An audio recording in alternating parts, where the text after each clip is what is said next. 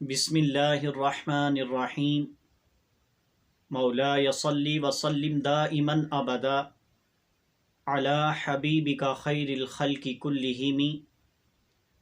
اللہ جل مجدہ کے حضور اپنے گناہوں کی معافی طلب کرنے کا بہترین وقت تہجد کا ہے۔